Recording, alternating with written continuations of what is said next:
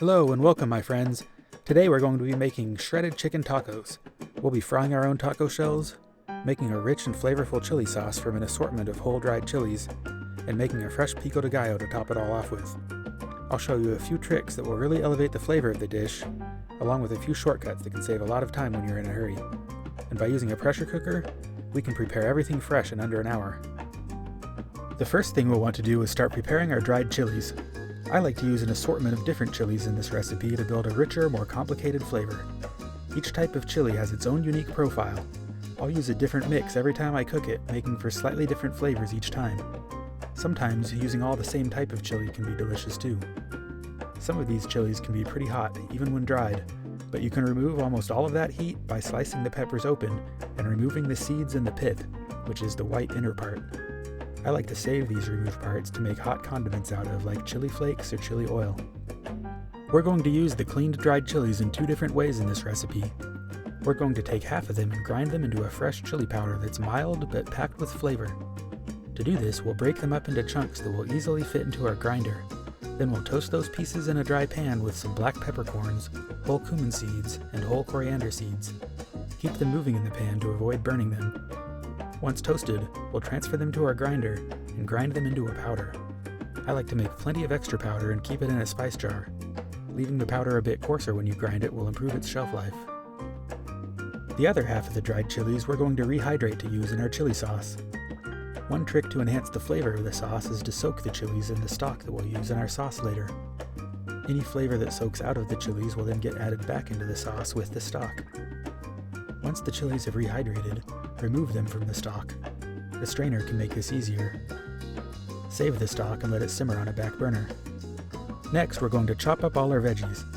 Both the chili sauce and the pico de gallo use similar ingredients, but for the chili sauce I like to chop things up a bit larger, and for the pico de gallo I like to dice things up smaller.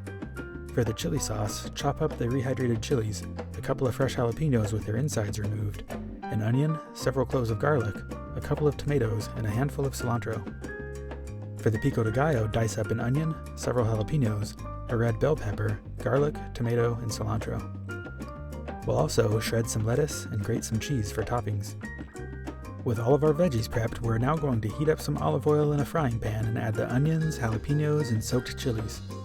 Add them to the pan on high heat, but then immediately turn the heat down to medium-low.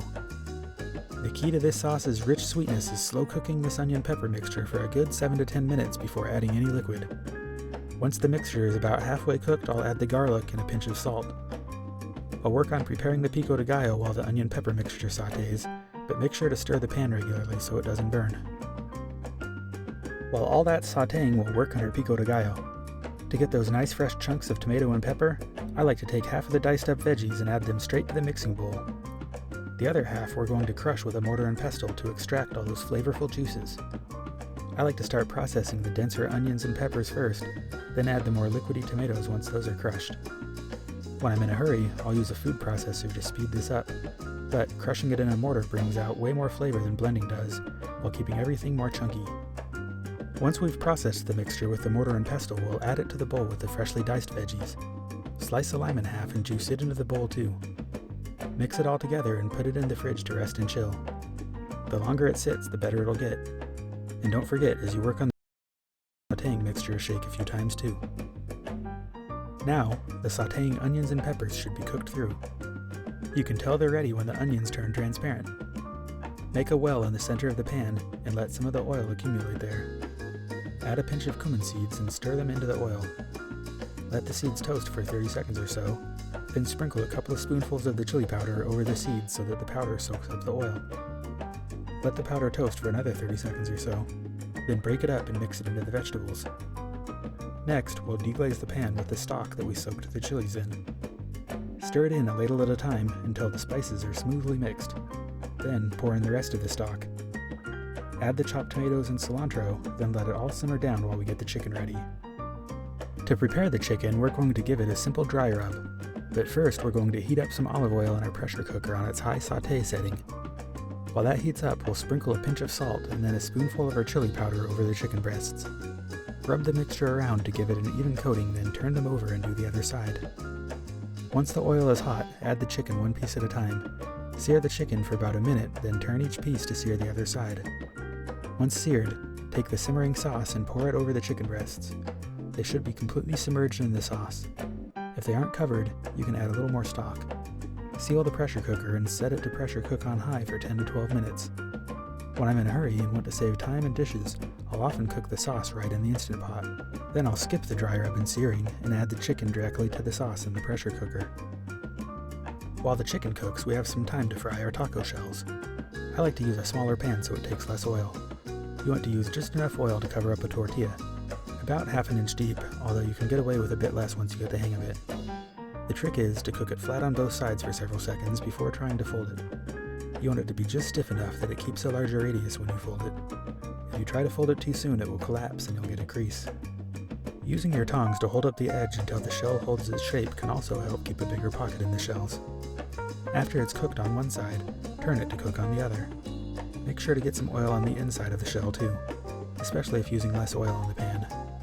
Once crisp on both sides, drain the shell onto some paper towels. I like to hang them from a wire rack as they cool to help them keep their shape and stay crunchy. Once the pressure cooker is finished, let the pressure naturally release for another 10 minutes. We'll then pop the top and release any remaining steam. Remove the chicken breasts and place them in a bowl. Turn the pressure cooker back to sauté mode and then simmer down the sauce in the pot until it is reduced by half. Cooks down the chicken with a pair of forks. It should be easy to pull apart into shreds against the grain of the meat. Once the sauce is reduced, you can add a little more salt to taste if needed. The sauce can then be added to the shredded chicken as is, or for a smoother consistency, you can blend the sauce with an immersion blender first. For a really smooth sauce, you can even strain it, but I think the flavor is better when you don't strain it. Now with everything prepared, it's almost time to eat. I like to put all the components out on display and let people build their own tacos the way they like them. We've got our shredded chicken, our fresh pico de gallo, our shredded lettuce, our grated cheese, some sour cream, and to hold it all together, our freshly fried taco shells. For my tacos, I like to put the chicken filling on the bottom, put some cheese on top of it, then stuff the top with lettuce, spoon on some fresh pico, and run a pretty little ribbon of sour cream along the top to finish it off. A couple of more of those and I'll be set.